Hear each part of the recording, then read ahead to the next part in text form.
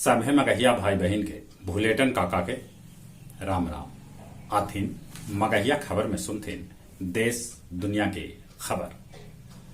प्रधानमंत्री नरेंद्र मोदी वर्चुअल माध्यम से यूएनओ के हाई लेवल संवाद के संबोधित करत कहलन कि धरती के सेहत दुरुस्त रखना बड़ जरूरी है और ये हमनी सभ्य के जिम्मेवारी है।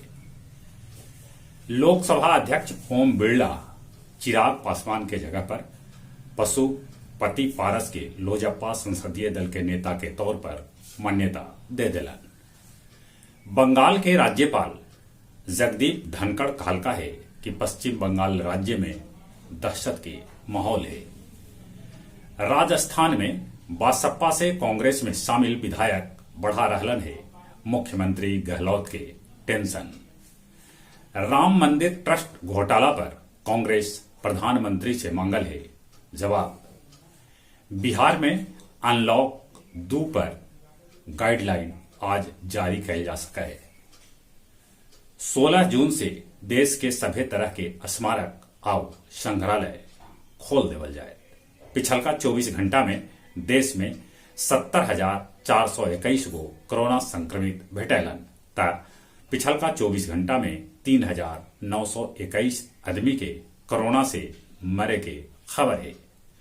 अपन बिहार में पिछलका 24 घंटा में कोरोना संक्रमित 324 को भेटैलन तक 24 घंटा में 13 आदमी के कोरोना से मौत के खबर है। बिहार के 6 गो जिला भागलपुर, पश्चिमी चंपारण, किशनगंज, अररिया, जमुई, मुंगेर में पेट्रोल के दाम 100 रुपया के पार पहुंच गया। बाढ़ ग्रस्त बिहार के क्षेत्र में इबेर 9 पर अस्पताल के व्यवस्था कैल जाए।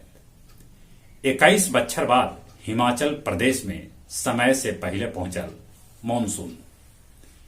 नाबालिग लड़की से दुष्कर्म के आरोप में डीएसपी कमला कांत के गिरफ्तारी के आदेश जारी कर देवल गए।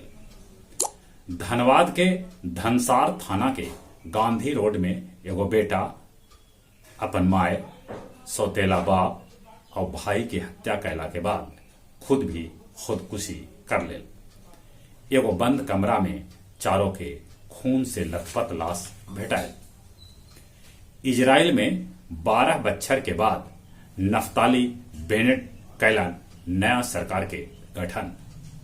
सभी लोग राष्ट्रपति से भी मुलाकात कैलन। ब्रिटेन में डेल्टा वायरस से 40% कोरोना संक्रमित बढ़ गए।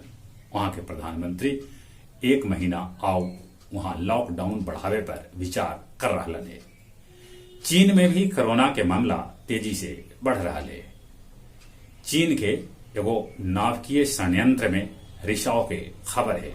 अमेरिका कर रहा है समीक्षा। अमेरिका लॉन्च कैलक स्पेशल मिलिट्री सैटेलाइट। दक्षिण अफ्रीका में जॉनसन कोरोना वैक्सीन पर लगावल गए रोक। म्यांमार में लोकतंत्र समर्थक निकालन रैली। अमेरिका के पूर्व राष्ट्रपति डोनाल्ड ट्रंप धूमधाम से मनौलन अपन 75वां जन्मदिन। गया नगर निगम जल्दी हर घर में लगावत QR कोड वाला प्लेट।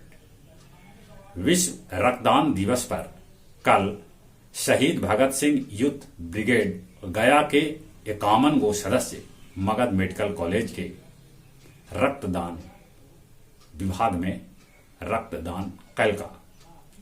शिविर के उद्घाटन राष्ट्रीय अध्यक्ष सोनी कुमार वर्मा भगत सिंह के चित्र पर माल्यार्पण करके कैला। मानसून के बारिश से फल्गु नदी में फिर से बाढ़ तो न बाकी पानी आ गया। 4 गो अपराधी के रेलवे स्टेशन से पुलिस गिरफ्तार कैला। डोभी में 392 बोतल दारू के साथ एगो तस्कर के पुलिस गिरफ्तार कैला। और अब कुछ खेल के समाचार।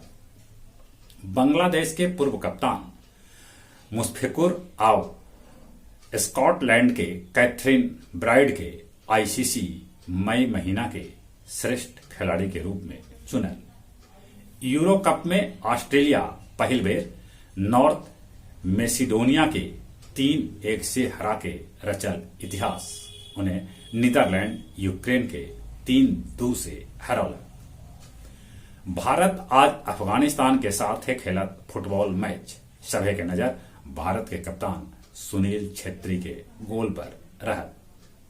उन्हें कोपा कप में ब्राजील वेनेजुएला के 3-0 से हरा दिलक। जहां तक मौसम के सवाल है, मानसून सक्रिय है। सब जगह मानसून समय पर पहुंच रहा है, कुछ जगह समय से पहले पहुंच रहा है। मौसम विभाग सूचना दिलका है कि मुंबई में फिर से तेज बारिश हो सके है। ई बेर बारिश के साथे ठनके के भी सूचना है। चली अपने सभी से निहोरा, कोरोना से बचे लेल मुंह और नाक पर मास्क लगाते, सोशल डिस्टेंसिंग के पालन करते, दिन में 5 बेर नीमन से हाथ धोते। चली अपने सभी के एक बेर फिर से बुलेटिन काका के राम राम।